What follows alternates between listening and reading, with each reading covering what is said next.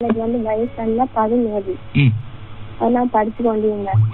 இப்ப எங்கட வாப்பட உண்மை வீட்டை போமன்னு சொல்லி கூட்டிட்டு போனாங்க. போய் அங்க இருந்தது போது அங்க ஒரு ஆள் வந்தாரு.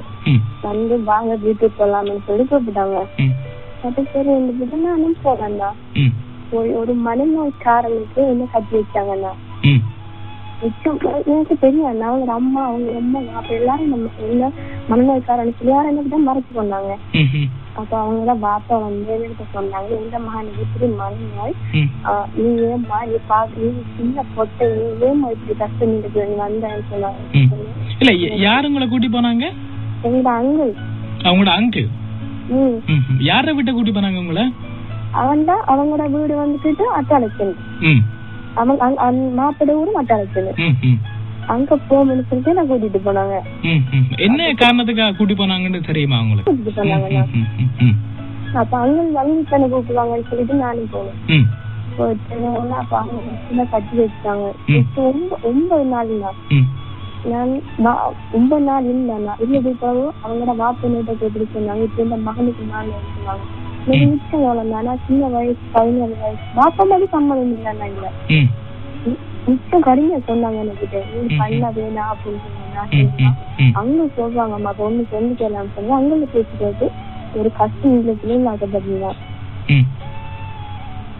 இப்ப இந்த நாள் டைவர்ஸ் நினைச்சுனாரா நான் போயிடல.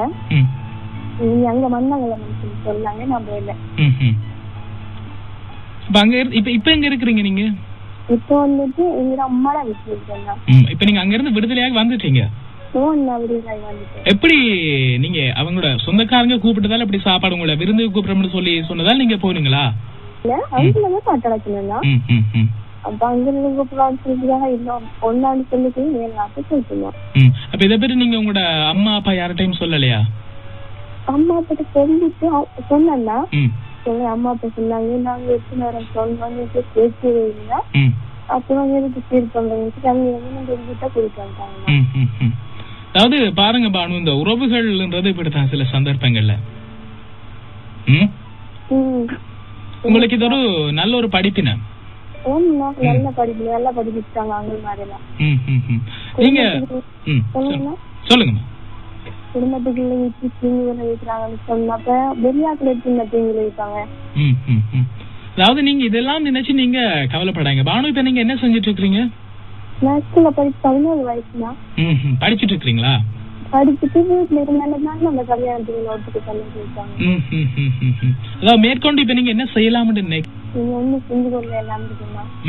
படிக்கலாம் அல்லது ஏதாவது முயற்சிகள்ல ஈடுபடலாம் அப்படி நீங்க நினைக்கலையா? பானுவோட லட்சியம் என்ன? எந்த லட்சியம் வந்துட்டு ஒரு டீச்சர் ஆகணும்னு லட்சியம் தான்.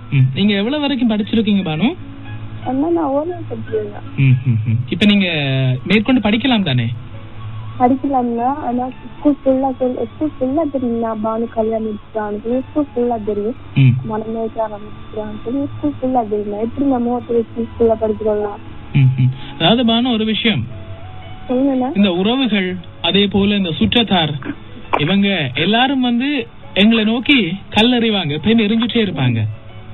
ஆனா நாங்க வந்து எப்பயும் அவங்களோட அந்த சொற்பேச்சுகளுக்கு இதுக்கெல்லாம் நாங்க இத கண்டு நாங்க துவண்டு போக கூடாது. நாங்க எதிர்நீச்சல் போடுவோம் வாழ்க்கையில. எல்லாருக்கும் ஒவ்வொரு இது வரும், பிரச்சனைகள் வரும். பிரச்சனைகள் இல்லாத வாழ்க்கையில நாங்க எப்படி கடந்து போகணும்ன்ற வழிவகைகளை நாங்க பாக்கணும். அந்த பிரச்சனைகளை கண்டு அப்படியே நாங்க கவலைப்பட்டு அப்படியே சோர்ந்து போயிட்டோம்னு சொன்னா மேற்கொண்டு எங்களால முன்னேற முடியாது. அந்த இடத்துல எங்களோட வாழ்க்கை முடிஞ்சு போயிடும். அந்த இடத்துல முடிஞ்சு போற வாழ்க்கையில பானுவோட வாழ்க்கை. பானுவுக்கு இன்னும் ஒரு எதிர்காலம் இருக்கிறது. எத்தனை பிரச்சனைகள் வந்தாலும் அந்த பிரச்சனைகளை கடந்து நீங்க போங்க பானு. உங்களோட அம்மா அப்பா உங்களுக்கு நல்ல உதவியா இருக்காங்க தானே? அப்ப அவங்களோட துணையோட நீங்க மேற்கொண்டு என்ன செய்யலாம்ன்றதை யோசிங்க. சரியா பானு?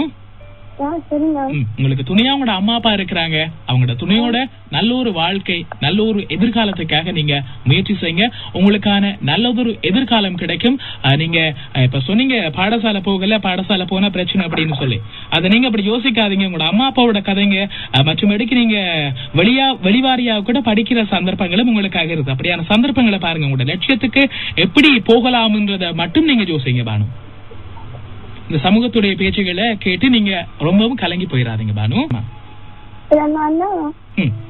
எங்களோட சிஸ்டர் ஆளுது மிஷன் ஆளுது இருக்காங்க, அவங்க பேசி சொல்லுவாங்க. என்னம்மா? அவங்களுக்கு நாங்க அழைப்பு ஏற்படுத்துறோம். நன்றி பானு. சரிங்க.